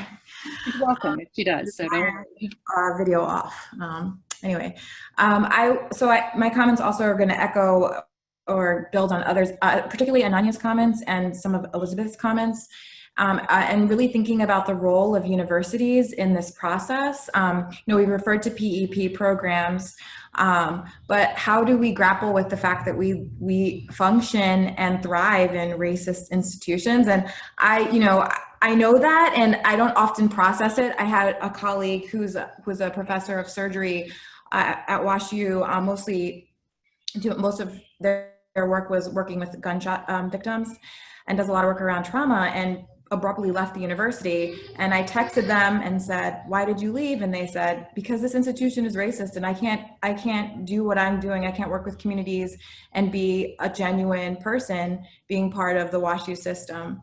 And it kind of stung because, she said that, but I'm still here and I'm still doing this and I'm still in the PEP program and so I wonder, how do we grapple with that? How do we function knowing that we are in institutions that are racist? And as Elizabeth said, many who have not grappled with the histories of racial violence, however you want to define violence in terms of connections to slavery, profit from slavery, etc., functioning on stolen lands. We can say that, but what are we doing about it? And so I don't really have an answer to the question, but I think it's something for those of us who function in institutions, how do we rationalize that and move forward and do our work? Anyway, so again, I don't have an answer, but it's just something I was thinking about as I listened to many of you, and even the ways we also evaluate students and their progress and success. I think that gets to what Fatima said and others have too. How do we decide even when a student tells their story, what story gets the A? How do they have to write it? How do they have to say it? I think these are really important questions we have to think about, not just as faculty in PEP programs, but even in universities with students who are connected to individuals who have incarcerated family members, et cetera. I'll stop there. Thank you, Hetty. Thanks a lot. And if Eddie, if you don't mind, actually, sorry to do this one more time. We're going to move Marcia up next, and then you, Eddie, so that we can again just try to capture everyone before people have to jump. So sorry, Eddie. I hope that's okay. Marcia, you're up if you're still on. My goodness, thank you. I didn't mean to do that. I said I would just jump off. I've been multitasking, everybody. We've just released our national report yesterday and still addressing a lot of press. But this particular conversation hits home very dearly to me. It reminds me of my ex-mother-in-law, Lydia Reguerin, an indigenous woman, Native American woman from Bolivia, who knew Paulo Freire and taught me at a very young age, at my young politicization period, of popular education and how it was utilized throughout South America, Central America, Mexico, and how it has come to the United States. And so, having said that, I'm going to frame my questions around education, power, resistance, and then self-actualization, mostly because when we think about education for myself and the work that I do, mostly in the youth justice arena, we know that the education has not really been here for our young people of color. That in fact, it's the cradle to prison pipeline, school to prison pipeline, the SROs, so on and so forth. All the reasons why our young people who want to get an education and sit in classes that don't have any material that reflect back who they are and that don't reflect our original histories. And so our young people just get, you know, bored out of just wanting to be able to see any ability of life that reflects them and their stories. And so when I think about then education, I think about what education, and there's wonderful examples like in Tucson, the Mexican American studies that came out of ethnic studies and pushes for that, how Arizona did away with ethnic studies because again, the fear of power, you know, the fear that these people getting taught ethnic studies was gonna, you know, come and undo the government structure of Arizona. And so yes, then indeed, what is the education we're offering to our young people? Do they see themselves reflected? Do they see themselves as powerful beings that have a word, have a say in terms of what needs to be and change for them to be in productive citizens, well-being, healthy well-being, and then most importantly about that power piece of that we actually, even as we develop our own narratives, that is power, right? That if we don't see ourselves reflected, that we can do our own participatory action research, that we build our own data, that we build our own histories, because it's not being reflected back to us. And so power in all of its being, you know, who gets elected? Does it include non-citizens and actual residents who also pay into income tax? And then more importantly, education power to provide then us for resistance. When I think about the youth justice system, I think about how for 25 years, foundations really invested big time into the systems, that as they thought about investing in leaders, they kept going back to people who had already worked in the system. And you would see retired judges, retired probation chiefs, retired probation officers, retired law enforcement, that they were the ones being invested in to be leaders within the field to change the system. And so where did it ever occur to anybody to invest in formerly system impacted young people or their parents or their communities? The great work being done by Tia Martinez around school to prison pipelines is just invaluable as we think about how, especially for our young boys, which are the greatest percentage, but then our girls too, and our gender expansive youth, very specifically, So that getting then to self-actualization, that so for us, a lot of the work that we've been doing is developing our own curriculums, because when we think of formally or directly impacted young people, it's like, who's going to teach them about the system and the history of the system, and going all the way back even before Europeans arrived in this land, to show that our ancestors didn't use cages to hold to change behavior, and that in fact, by giving that lexicon, that vocabulary to our young people, then they can sit at policy tables and be able to speak that language, and be able to look at data, and be able to speak in ways that inform what they want and how they want it. So that this all kind of brought up this conversation. I'm thankful for it. In our self-actualization, we're having to do our own research. So that is the purpose of our most recent report. It's to speak up loud and clear that Latinx youth are not counted, that we are invisible, and that report is out. And I shared it with Suki so that you all can get it maybe in the next couple of weeks. Thank you so much. Thank you, Marcia. Thanks a lot. And yes, that will, you just did an advertisement for the spotlight for us. So we will be including it there, and others of you should please also forward information when you have it, and we'd love to share it out. Eddie, the floor is yours. Thank you for your patience on that. And no worries, Catherine. My girls are all downstairs watching TV, so I'm good. Just a couple of remarks based on what Bruce shared. But also just like in terms of like what others were sharing. So just, I think about, you know, I spent over 14 years in prison, right? So like 5,200 days I spent in prison. And I would say that the best time of those 5,200 days was the time that I was in isolation. I was in segregation, which was almost 2 years. And that was the time that I actually got to read books without having to be concerned about my safety, right? But it wasn't until I took a sociology class, an introduction to sociology, that I felt for the first time kind of this light bulb just kind of lit up for me. Because for the first time, there was these, you know, jargon, right? This language, co-culture, subculture, that really described things that I kind of just felt and knew existed within the gang culture. And so I say that to just point out a couple of things, right? One, I agree, there's an appetite for individuals to think about various text and literatures out there that really appeals, right, to an individual based on where they grew up and how they make sense of the world as well. But I wanna add a small caveat to that was also brought up in this conversation, and it's a sense of trauma. So what do I mean by that?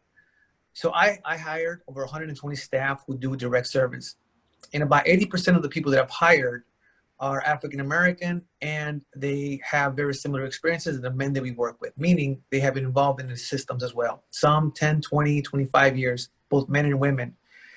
And what I've learned about how we train and develop a lot of our staff is that you can't take a kind of a best practice model around adult learning with this population.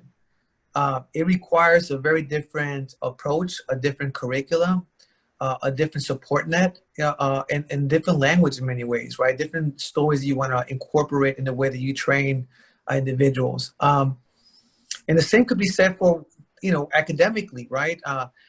I remember when I was in grad school, I was at U of C, and I remember I had a professor named Robert Fairbanks. He was an amazing, good friend, and he was working a lot around substance abuse in prison and so on. Anyways, long story short, there's 50 of us in a class around policy.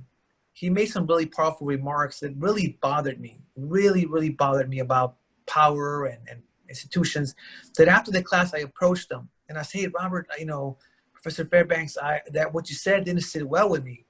And he looked at me, he said, the comments that I shared today were actually directed to you. He said, all this time, you think that power, right, only comes at the community grass level, right? Because one of his comments was, if you want to be a part of the community, you want to like be part of community activism, then you go to UIC, which is the University of Illinois Chicago, a public school, UFC being a private school. And that's the comment that really bothered me, right, as a grassroots person. But really what he was singling out for me is that you've already done that. You've been there. You're now at this table and you're able to influence people, right, who are researching at this level, right? People who are, part of $1 billion endowment institution. Like, now you need to bring that kind of mentality to change the systems here. And this when it clicked for me, because right after that, I remember for a long time, I felt that every time I get invited to somewhere, I was like, oh yeah, I got invited to speak here about this foundation or this board or whatever the case is. I didn't realize that really what I was a token in many cases. And I remember I was going to a specific foundation, which I won't mention, and they had a really smart individual who I was really impressed by the way he articulated his thoughts and how he did this framework around gangs. He wrote a book called Gang Leader for a Day, Sahir Venkatesh. And I remember hearing him and another researcher, right? 2 PhD folks, and here I am, right? I'm barely working on my master's degree. And after hearing them talk so eloquently, I was like, damn, these guys are good. And I felt so disempowered there for a minute. And then he says something. And then I remember reading the book. And I said, hey, actually, I don't agree about some of the stuff he wrote in the book. And I remember credentialing myself when I made my remarks. And the way that I did so was by saying my perspective about this work is informed by the fact that I experienced both shootings, assaults, first homicide as a young kid, gangs at the age of 14, and then serving prison, 14 years, coupled by my education, right, and so on. And for the first time, I actually, at that moment, I felt that like I took, what was rightfully mine, which was this experience that even somebody with a PhD can speak to. And so I say that because I want to bridge what Bruce had mentioned, right? And what Vivian also mentioned as relates to like education and this poverty trap that we constantly further create, even those with the best intentions in the world. Because at the end of the day, we can't provide direct service and kind of get ourselves out of this mess that we're in right now. And the policy changes that are happening need to be led by the people who are mostly impacted by as well. And that includes the research. And so there's also a fine line. And this is my last point. As someone who supports 6 different organizations to provide the direct service already in Chicago, I would tell you that I am not often pleased with the rigor of quality of service that I see with the nonprofit sector. And what that tells me is that one way or another, even when we have the best intentions and we hire the best people, we have to double down, triple down in the way that we develop people. And I'm meaning in the way that we really think about training, facilitating education, right? The pathways that we need to create and what is really worth lifting up and validating. And I believe, as it was pointed out in this call, that the people with the lived experience, not only is it cathartic for them, right, and healing for them when they're able to do direct service or be involved in change, but there's also a process, and it's the process that we cannot lose, right? It's like, what does it really take? What is that process look like? What are the gaps of what we don't know and what we do know about that? Because it's that process that would allow us, right, the systems that we're trying to create to really allow us to really make long systemic changes, because otherwise, we're going to continue to pimp out our communities. We're going to continue, and I apologize for the language, but that's the way that I see it. We're going to continue to pimp out our staff who are constantly hired for a specific skill set because they went to prison or because they have these networks in the community, but there is no upward mobility. And that is a damn shame, to be quite honest with you. And that's something that I've been very vocal about. And unfortunately, I don't see much change happening there, to be quite honest with you. Eddie, thank you very much. That was worth the wait. Thank you. So we're getting close to the end of our time. We have 4 people in the queue, and so we're going to turn to them. If folks can give us, if you're able to give us an extra couple of minutes, we're going to end close to on time, but we'll probably go over just a couple of minutes.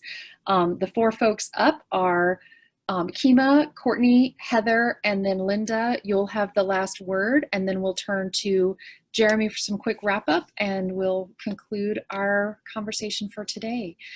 So with that, I'll turn to Kima. Great, thanks. First, I really do want to thank Bruce and Vivian for their papers, but actually more so for their presentation. And it really spoke to incredible humility and questioning in a way that I think is the only way we're going to get to square one. And the ability to say, these are some thoughts I have and I can't give you concrete answers is really what our country needs, right? And so I appreciate that, and I hope I can model it in my future endeavors. But I do also want to thank them for their conversations that went pre-justice system. A lot of the conversations are about how to improve the justice system beyond. And, you know, these conversations really spoke to how we treat people and how we think about societies in a way that people don't go into that system at all in the first place. And it brings me to something that Gabe said, where he said that, and I wrote it down, there are fundamental assumptions about our kids and people. And I think that that is so important, because all of these systems, health, education, welfare, you name it, we talk about them having systemic racism, which is true. But what we really don't talk about, and is fundamentally true, is that people do not believe that we are capable, that we're people of color, myself, that we are capable, that we're intelligent enough, that we have the capacity. And that fundamentally allows them to create systems that continue to discriminate and put us into buckets of less than.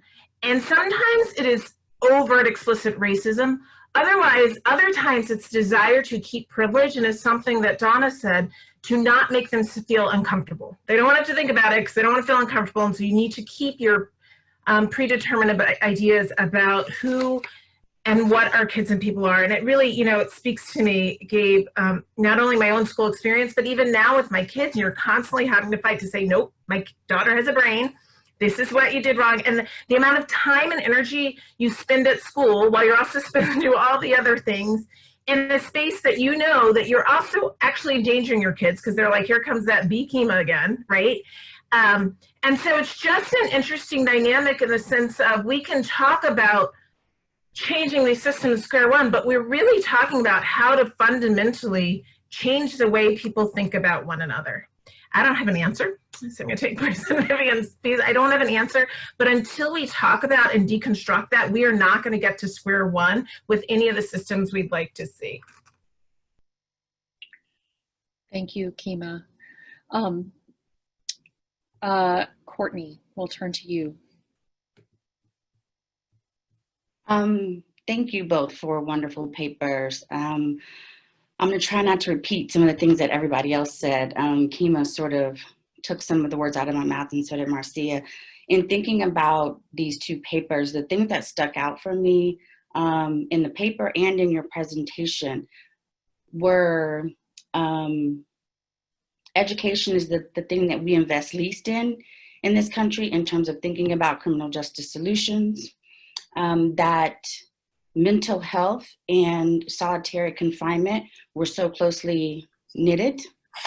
And ignorance protects the government, not the people. So there were these sort of really poignant things that made me think about the work that I do around the school to prison pipeline, and the notion that we don't really think about children as human or as people, and how some of the same things that happen in our criminal justice system happen in the same way in our schools. So children that have mental health concerns are also the kids that spend the most time in ISS, that are suspended, that we see in court over and over and over again. And how,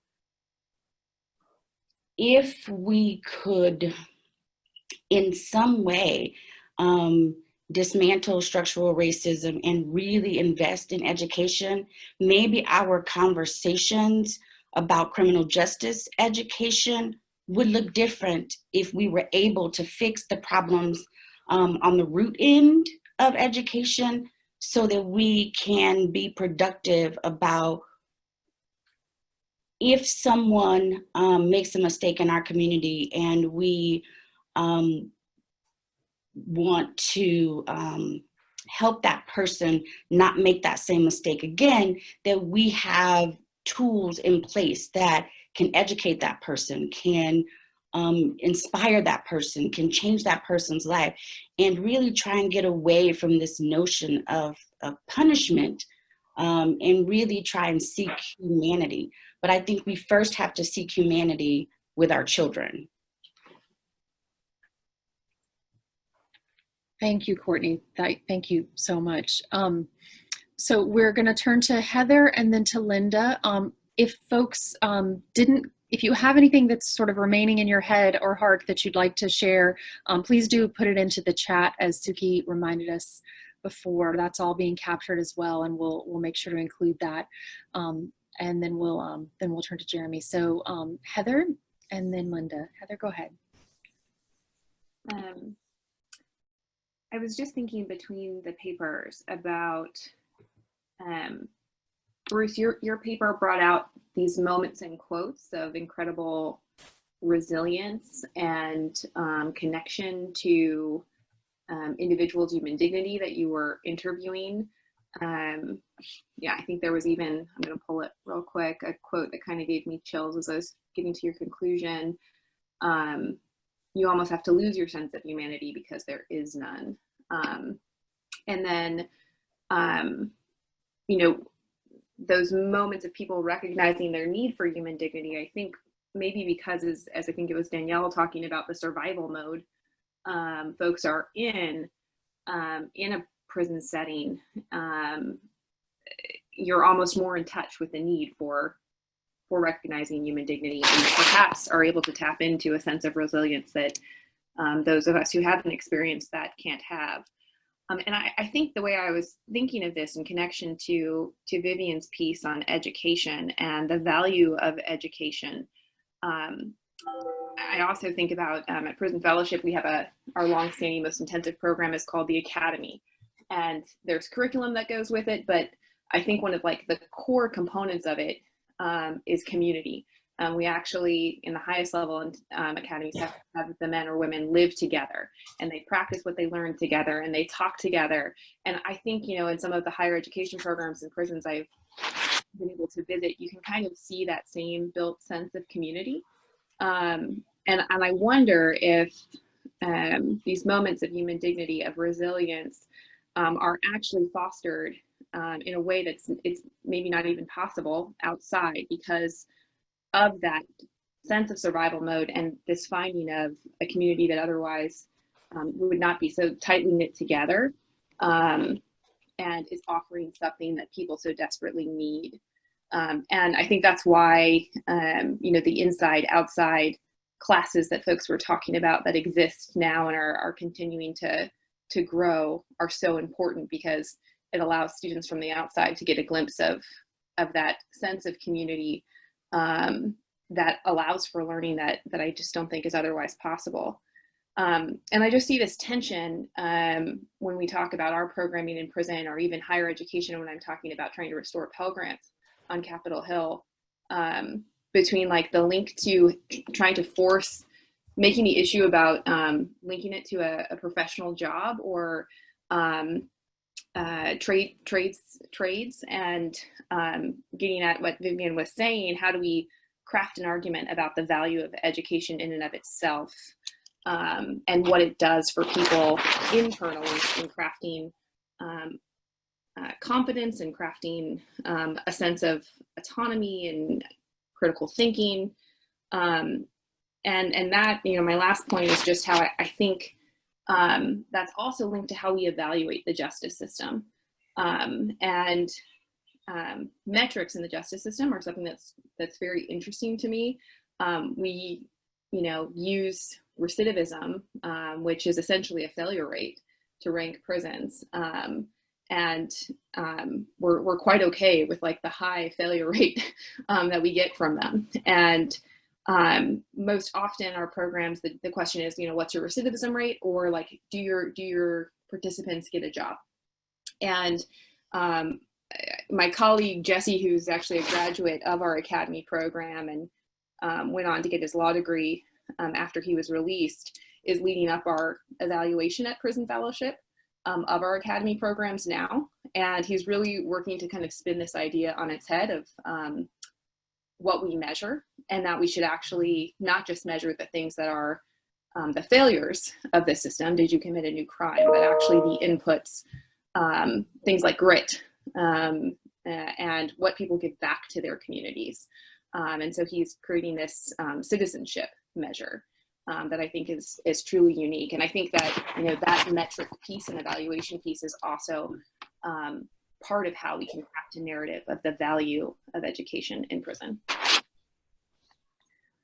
Thank you, Heather. Thank you so much. And just you've brought us full circle back to what Jorge started us off with, of the value of education for people who are not going to be released, and how do we talk about that. And so thanks for that. So Linda, oh, Linda, you're there. Yeah, my internet's back. Oh, great. Linda, we'll hand it over to you, and then we'll wrap up. So go right ahead.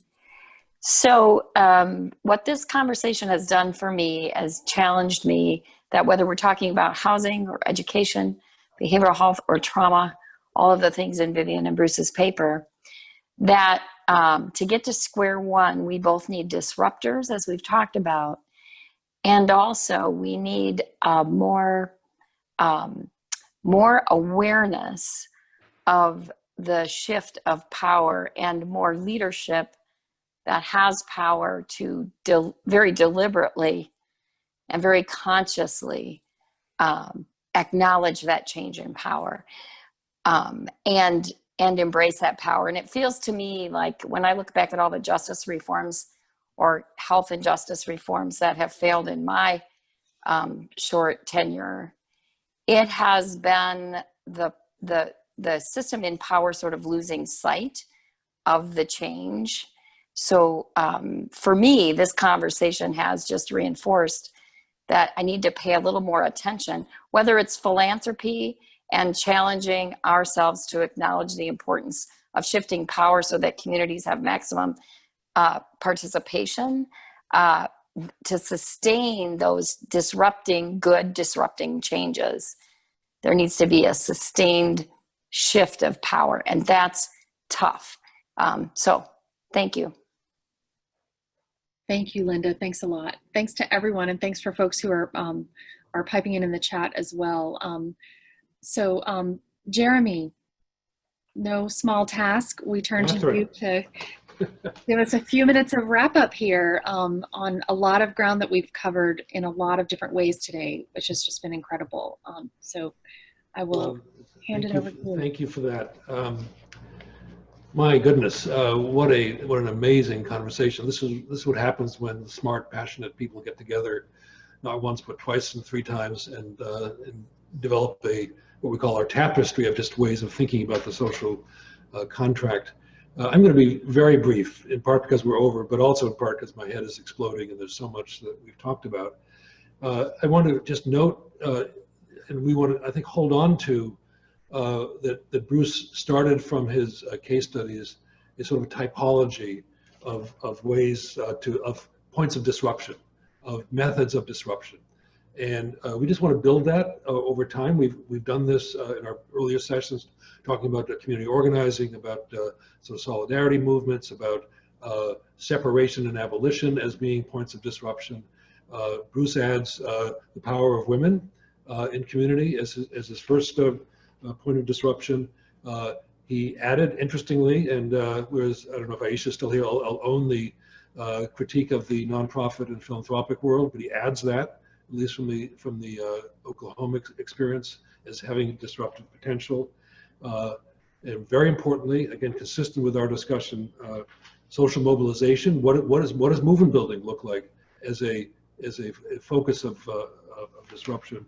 And then the last one, which became in an interesting way sort of the theme of our time together today, was the notion of human resilience. So we talked a lot about education, and we put so many eggs in this basket. It was fascinating. It kept getting bigger and bigger and fuller, and having more and more potential as a point of disruption. On one level, we talked about education as being a self-actualization, that educating individuals, and we've had our own experiences with this, is a point of self-actualization as a human being, starting as Fatima said, in her 4th grade. So that certainly is a point of disruption. If education is as powerful as Vivian reminds us it is in the American mythology, and in reality, it's powerful. But we put a lot of other eggs in the education basket. And remember that Vivian's paper started with history. It started with the intent to deny enslaved people the ability to self-actualize in that way. It was a crime to teach enslaved people to read, to bring them into a school. So that was not just accidental. That was an act of suppression and oppression. So Vivian's biggest point, I think, is that education and thinking about the educational enterprise requires us to think about power, not just at the individual level, but at the societal level. So to think that we have denied incarcerated people in particular, but marginalized people more broadly, education means it's a form of oppression. That denial is a form of oppression. So to reverse that, education becomes a method of disruption. So remember, Danielle had this wonderful moment where she said, okay, there's a paradox here. We have this stuck system that we've described over our last 3 sessions, where everything is just so deeply embedded with this racism, this capitalism, it's our history. And is it also fragile?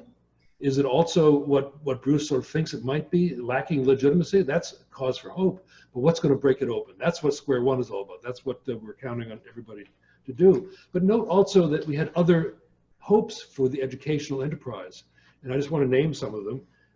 One was that as we think about who teaches and who learns, great discussion about the pedagogy of education, about the pedagogy of the oppressed.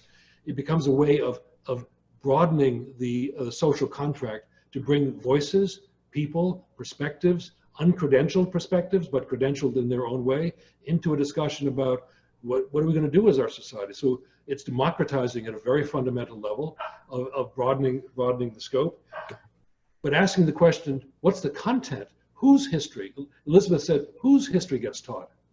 And who decides that? There's a moment of power. Who decides that? Vivian said, all of the curriculum are decided by somebody else. Why is that so? So it's a point of power sharing, democratization. Elizabeth then took us to some other level with the reference to Brian Stevenson, which I loved, was, is it possible that education is also when we think about what is taught, whose history is taught, that it's a process of reckoning? That this is a way for us to think about bringing into sort of right relationships, us with our own history as a country. Is it a process of healing? That was fascinating when we talked about the trauma and how do we overcome trauma. Again, I'm going back to Fatima's observation about how she had to work through as a 4th grader all these different difficult questions and realize who was in control and deal with her own experience there. Is education a way of thinking about healing, reckoning at a national level, self-actualization at an individual level, power sharing, and actually empowering those who are now marginalized and giving to them, or allowing them to take for themselves the power to imagine a very different world. So education becomes this fascinating way of resolving Danielle's paradox between being stuck, really stuck, and trying to find points of disruption. And in interesting ways, even though we had a critique, and I'll own it myself as a former educator, a critique of the higher education system in America as being sort of perpetuating racist sort of hierarchies and the like, is education in some ways the one that's most accessible to us as a point of disruption? Is it more accessible than what we talked about last time, healthcare? Is it more accessible than housing as a point of intervention? So there's a note of optimism in this discussion, notwithstanding the history that we're reminded of, and notwithstanding the ways in which education continues to support hierarchies. There's a note of optimism that if just take this Ford Foundation notion of prisons as being college campuses, and take the Black Panther history and other histories of education being a way of empowering those to lead the resistance, that's a very optimistic note to end on. So I thank you all for taking us on an amazing journey that we will pick up next week. Jeremy, thank you for that. Thank you so much. That was terrific terrific overview of the path that we've traveled here together today, and very much appreciated.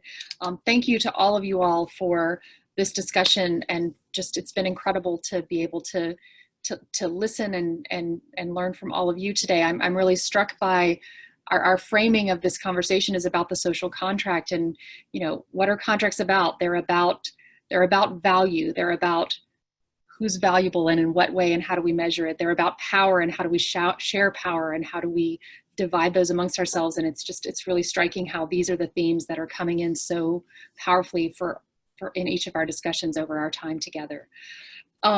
So with that, we will wrap up for the day. Again, enormous thanks to all of you all, enormous thanks to Suki and to the whole team that has made today happen and all of these days happen.